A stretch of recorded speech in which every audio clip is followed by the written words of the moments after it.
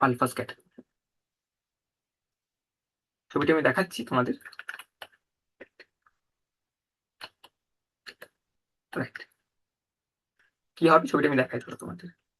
এইটা শেয়ার করলাম, দেখো দেখতে পাচ্ছ আশা করি। ঠিক, তো এটা হচ্ছে রাদারফোর্ডের একটি অ্যাটমের স্ট্রাকচার বের করার সময় এটি একটি উনি প্রথম যেই মডেলটি ছিল থমসনের, তারপরে উনি এই এক্সপেরিমেন্টটা যখন করছিলেন এখান থেকে কিন্তু এমন একটি উনি জিনিস দেখলেন, সেখান থেকে কিন্তু উনি বললেন কি অ্যাটমের স্ট্রাকচার কিন্তু যেটা আগে বলা হয়েছিল সেটা কিন্তু নেই। পরমাণুর যে আকৃতি আছে সেটা কিন্তু আগে যেটা বলা হয়েছিল, আগে যেই থিওরিটি দেওয়া হয়েছিল সেটা কিন্তু এখন পাল্টে যাচ্ছে। মানে বিজ্ঞান, তুমি তখন যেই অবজারভেশন গুলো আমার কাছে ছিল, যেই প্রযুক্তি আমার কাছে ছিল, সেটার মাধ্যমে আমি একরকম ভাবে বলেছি, সেটা যে চেঞ্জ হবে না সেটা কিন্তু কোনো গ্যারেন্টি, সেটা কিন্তু চেঞ্জ তোমার হতেই পারে।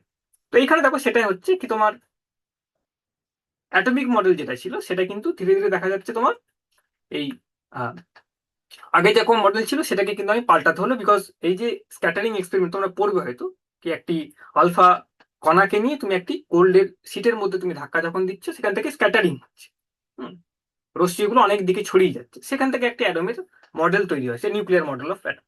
সেটা আমরা পরে আসবো, কিন্তু এটা একটি তৈরি হয়েছিল এবং সেটাকে কিন্তু থিওরির বা একটি মডেলিং এর একটি কিন্তু চেঞ্জ হয়। এটার পরেই কিন্তু তুমি বোর, আমাদের নিলস বোর যিনি আছেন, পরবর্তীকালের বিজ্ঞানীরা এই মডেলটাকে নিয়ে কাজ করেছে। তো ব্যাকড বাই অবজারভেশনস এর দ্বারা তুমি কিন্তু থিওরির মডিফিকেশন তোমাকে প্রয়োজন হয়। থিওরির কিন্তু মডিফিকেশন প্রয়োজন হয়েছে, বিভিন্ন রকম সূত্র যেগুলো আছে আমরা যেগুলো পড়েছি সেগুলো কিন্তু মডিফাইড হতেও পারে ইন ফিউচার। তুমি যদি ভালো তথ্য প্রযুক্তি বেরোয়, অন্য রকমের কিছু অবজারভেশন তুমি দেখছো, ডেফিনেটলি তোমাকে তাহলে সেটাকে মেনে কাজ করতে হবে তোমাকে। রাইট, রাইট, এটা একটি গেল। আরো একটি উদাহরণ তোমরা দেখতে পারো, তোমরা হয়তো জানো এটা কি, কেপলার উনি আমাদের জোহান্স কেপলার যিনি ছিলেন, তারা নক্ষত্র বা প্ল্যানেটের মেনলি সূর্যের চারিপাশে যখন ঘুরছে, তারা ওগুলোকে বহুদিন ধরে অবজার্ভ করেছিলেন, অনেক ডেটা নিয়ে আলোচনা করে, মানে উনি গবেষণা করেছিলেন এবং দেখেছিলেন কিছু প্যাটার্নে তারা ঘুরছে। পৃথিবী যেভাবে ঘুরছে, আমাদের মার্স যে মঙ্গল গ্রহ আছে সেও তোমার সূর্যের পাশে ওরম ভাবে ঘুরছে, তা একটি প্যাটার্ন উনি দেখতে পেয়েছিলেন এবং সেখান থেকে কিছু সূত্র উনি খুঁজে পেয়েছিলেন, কিছু কিছু লজ উনি ডিসকভার করতে পেরেছিলেন। প্ল্যানেটারি লস বলে, Kepler's law of planetary motion, তোমরা পড়বে এগুলো ধীরে ধীরে, কি কিভাবে তোমার একটি পৃথিবী পৃথিবী তোমার সূর্যের চারিপাশে ঘুরছে, তার যে অক্ষরেখা অ্যাক্সিসটি, মানে তার যে ট্র্যাকটি আছে সেটা কেমন ধরনের, সার্কুলার অরবিটে ঘুরছে না কি আছে। তো বিভিন্ন রকম প্ল্যানেট, উপগ্রহ যেগুলো আছে, গ্রহ উপগ্রহ, তারা কিভাবে সূর্যের চারিপাশে ঘুরছে সেটা নিয়ে উনি কিছু সূত্র পেয়েছিলেন। অনেক তথ্য, অনেক ডেটা ছিল, অনেক ডেটা নিয়েছিলেন একজন বিজ্ঞানী, সেটাকে নিয়ে অ্যানালাইসিস করছিলেন। তো সেই ডেটাগুলো নিয়ে যখন উনি অ্যানালাইসিস করছেন, তখন উনি একটা জিনিস দেখলেন।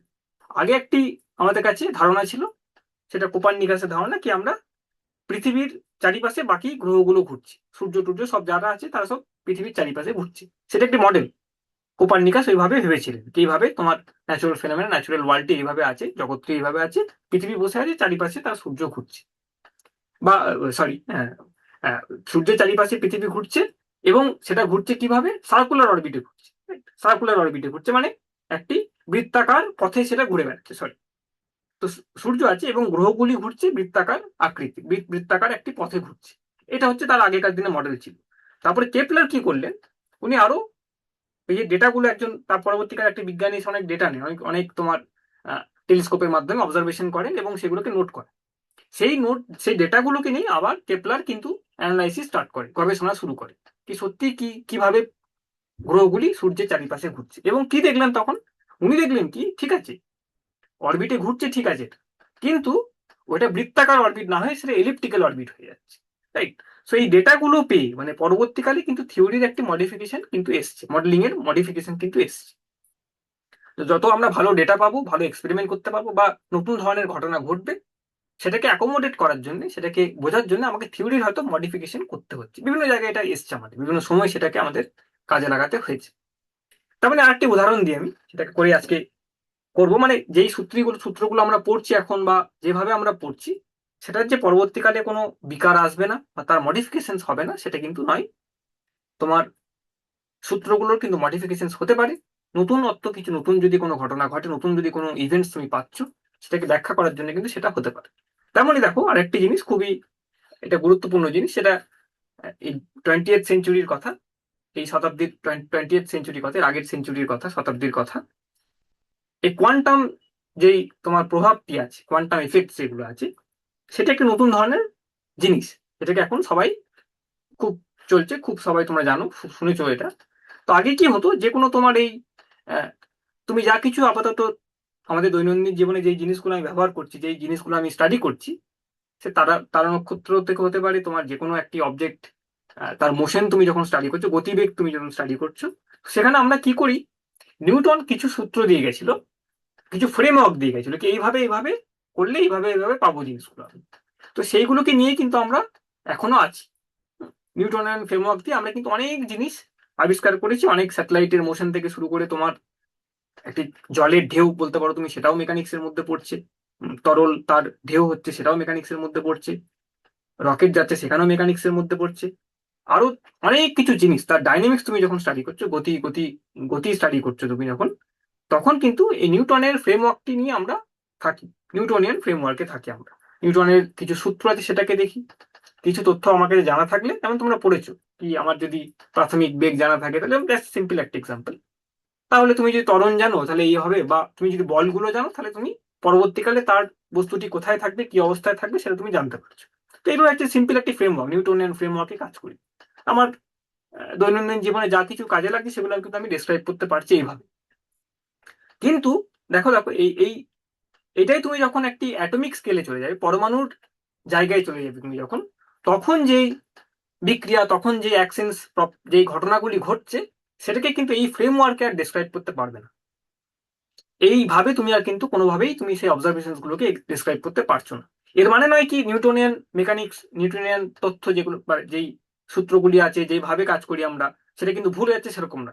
সেটা ঠিকই আছে, সেটাকে তুমি প্রয়োগ করছো এইখানে।